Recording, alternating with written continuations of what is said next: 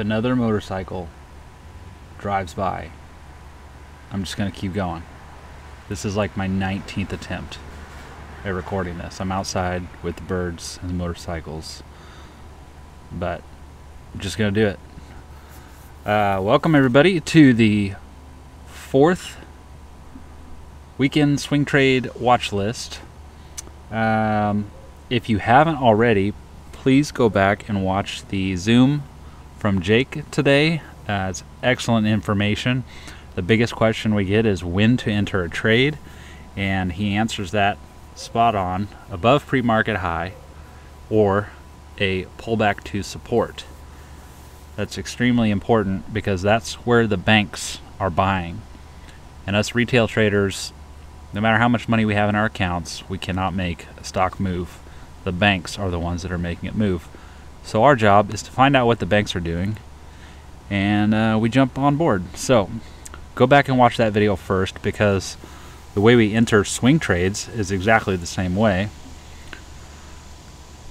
A break of consolidation or a pullback to support. Exactly the same thing on the 5-minute, on the 10-minute, on the hourly, on the weekly. Doesn't matter. Master that. Anyway, first let's look at the SPY. Futures are open. It is, let's stay on page. Futures are open, and SPY is down just a little bit right here. Let me zoom out, zoom in.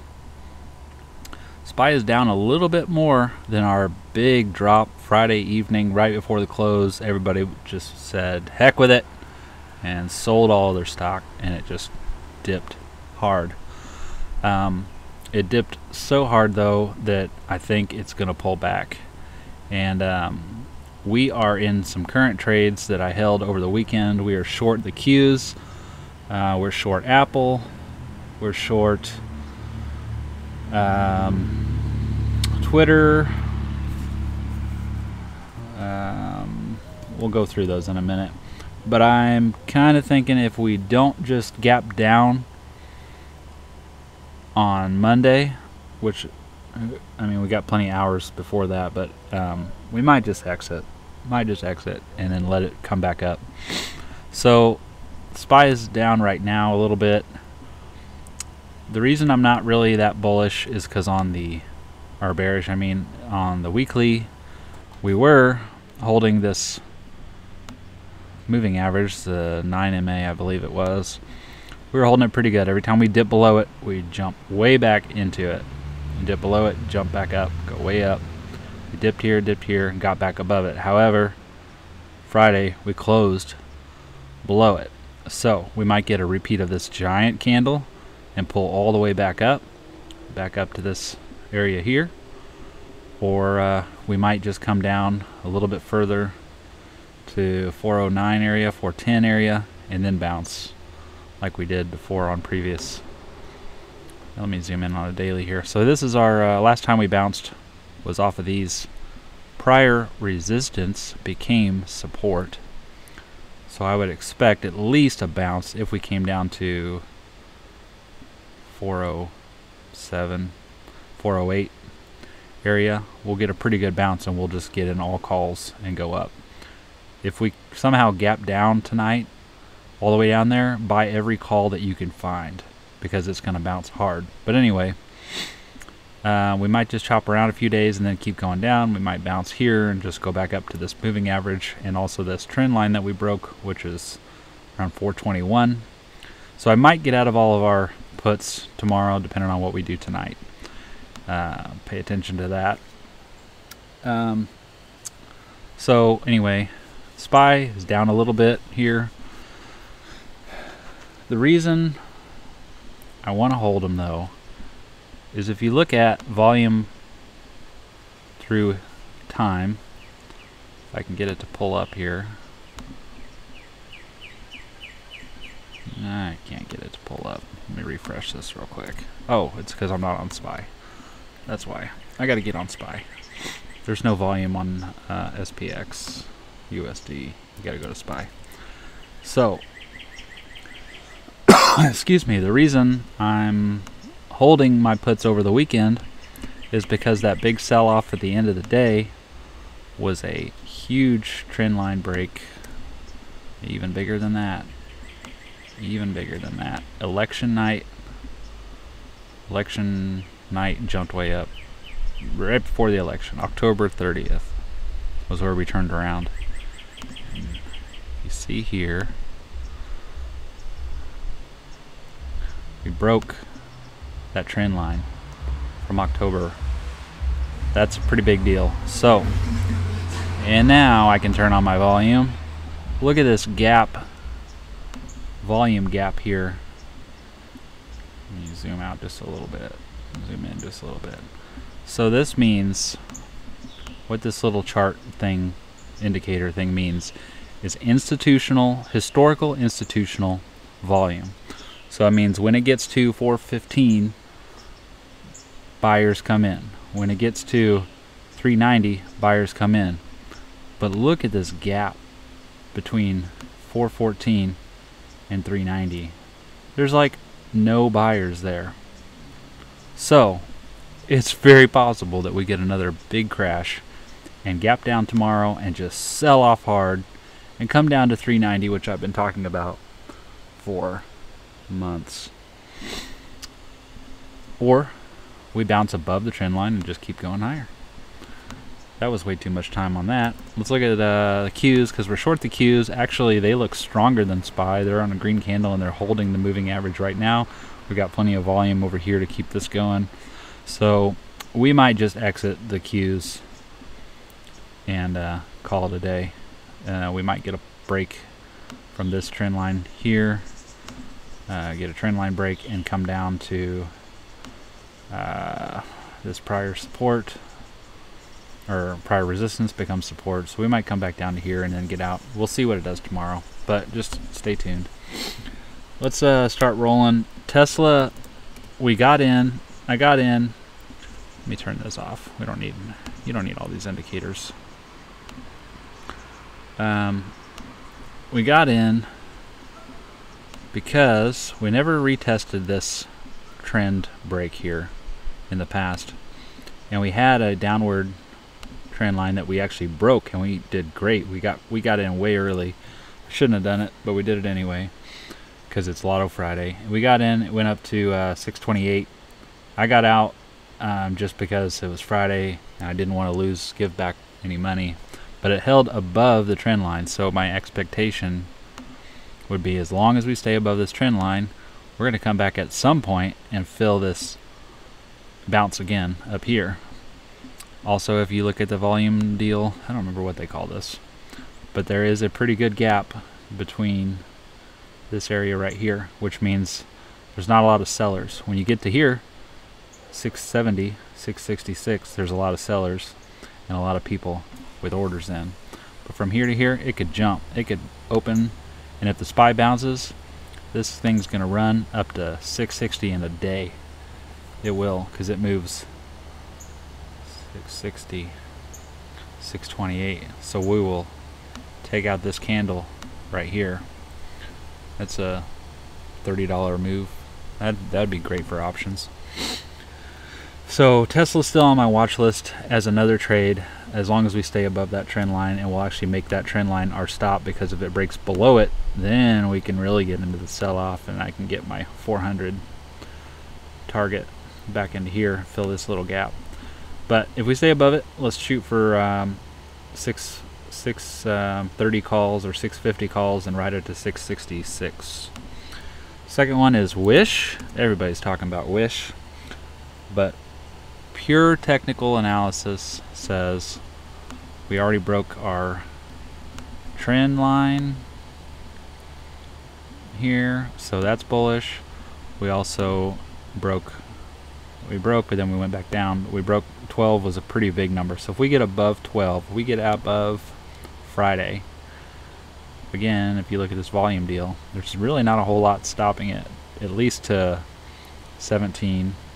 We might get some resistance at this prior pivot here.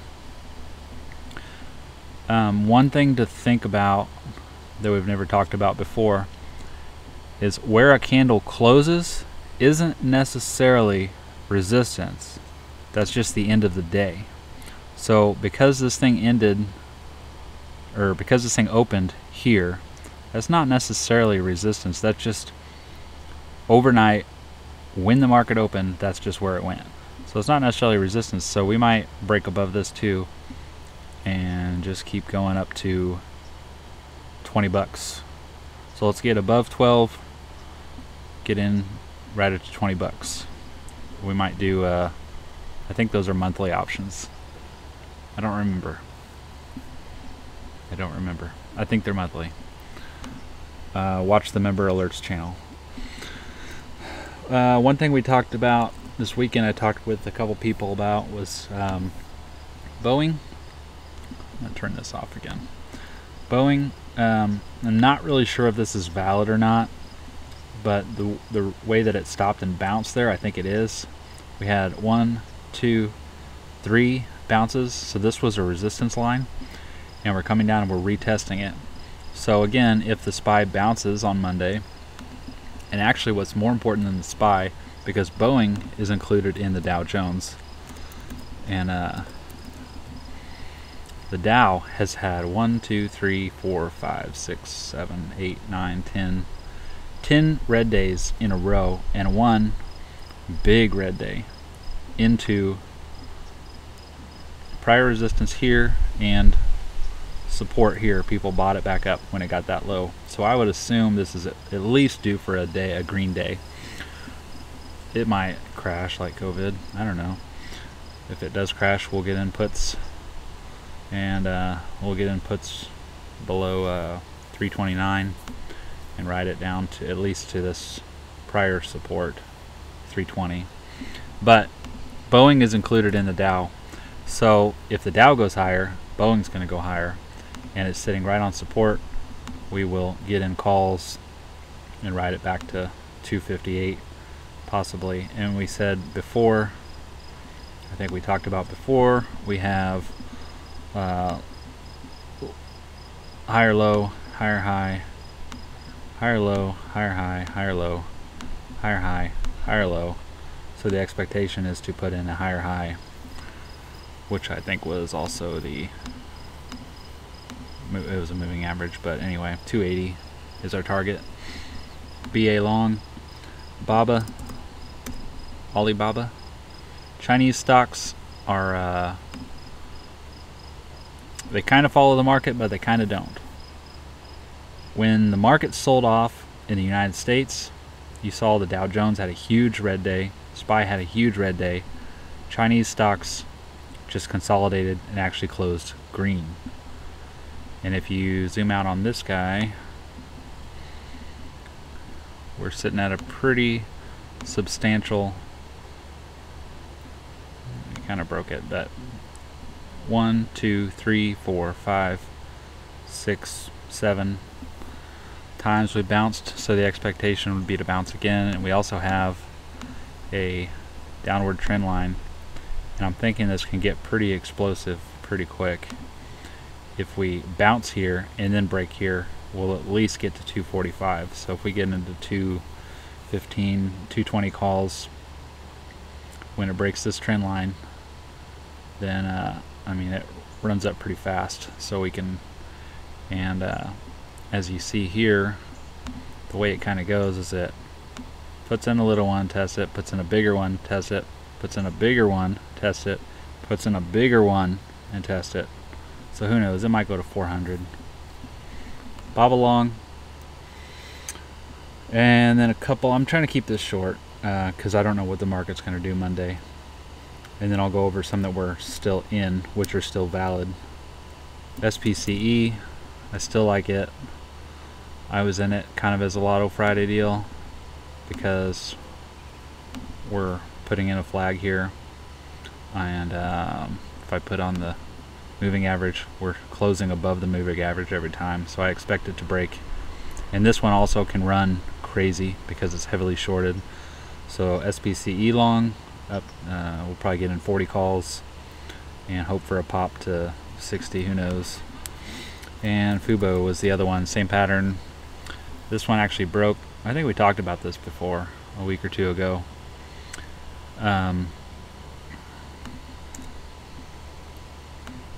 It's actually consolidating. It didn't pop like I thought it would. So we've got this flag that it actually broke and broke down. So if we get above this again, I think it'll pop also. Another heavily shorted stock. Those are kind of our lotto. Big runners, big money stocks, SPCE and Fubo. So ones for next week, I've got Tesla, and I'm saying long because I think everything's going to bounce. If SPY just keeps selling off, then we just cancel them. A couple that we're in right now, bonds have been awesome. They popped huge. I could see them going back to, I think we're in 160 calls because of the trend line. I don't always use moving averages. How long is this video? We're going to come back to this trend line. We kind of already broke this trend line. That's why it popped huge. So I expect it to come back to 155. I say 160 because US 20 Y is bond yield, which is inverse, and it broke a major trend line also. So bond yield, as the Fed says, oh, we're changing our monetary policy, bond yield might just go to the toilet, and then our bonds will go up. Everybody will want to get out of the stock market and they'll want to buy bonds, just like they always do during a normal crash. So we're in TLT long. You can still get in TLT long. We're in silver was a disappointment. I don't know what was going on, but we are still kind of holding our, let me go to the actual silver. We're actually still holding our pattern. So I mean, we're giving it way too much room, but it'll work. It'll work. On the weekly, it looks to bounce and just keep going higher. CLF, we are actually short. It was kind of a meme stock. It can go crazy too. However, if you look on the daily, we're getting a pretty good dump. Oh, maybe not. Maybe we need to cancel that one because we haven't really broken this yet. We might cancel that on Monday. Ignore CLF. Twitter, they blocked some famous guy or something, but it broke this trend line before. I expect it to just roll over and just keep going back down. Kind of a head and shoulders-ish thing. But when a stock breaks a major trend line, when it breaks a major trend line like this, oh man, like on plug or something, you know, if it breaks a major trend line, then it just usually crashes. So that's why we're in Twitter short. I've been trying to short Twitter forever.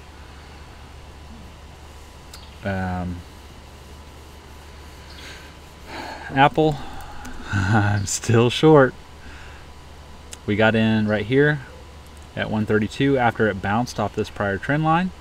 It is holding the moving average, so if it breaks, our stop is it should be break even, but our stop loss is actually this trend line, because if it breaks above the trend line, then it can just keep going up to 144. But I'm short because I just don't believe that this is a real thing, and I believe it's going to come down to 85 bucks. And nobody, I mean, I don't know, everybody's getting used to Apple now. It's kind of old news. It'll sell off to 85, and then I'll put it in my long-term portfolio, which I should mention, I sold all of my long-term holdings except for DFLYF, because It's a brand new stock, and they're going to be listed on the NASDAQ, the Qs, because they do technology stuff. And we broke this trend line,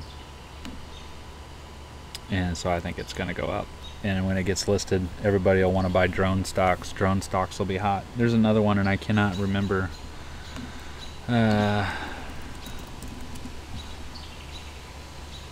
What was the big one? What was the big one? UAVS. That was it. UAVS. That one was a banger when it first came out too, and it's doing the same thing. So, Dragonfly and UAVS are due for takeoff. We've had plenty of support here. Plenty of times people want to buy this at this stock. This one might come down a little bit and bounce, but UAVS, anything that's like war related, not sure what that says about our current administration. I don't want to talk politics, but election, like, war stocks are going back up. So drone stocks are going to go up. And drones are cool, and Amazon's going to use more. Dragonfly is a pretty cool company. So, but you can only buy shares of that. It's like $1.50 though, so whatever. Put $100 in it and hold it for 5 years. You never know. Tesla, Wish, BA, only if the Dow Jones bounces. BABA, just because it's sitting at that trend line, and it's kind of in a different market. Chinese stocks are starting to bounce. SPCE and Fubo. If you guys have any stocks that you want me to look at, I would be more than happy to. Just send me a message on Slack.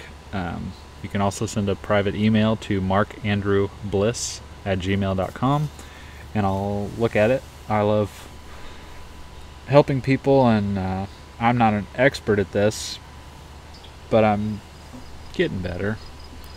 Been doing it for a while.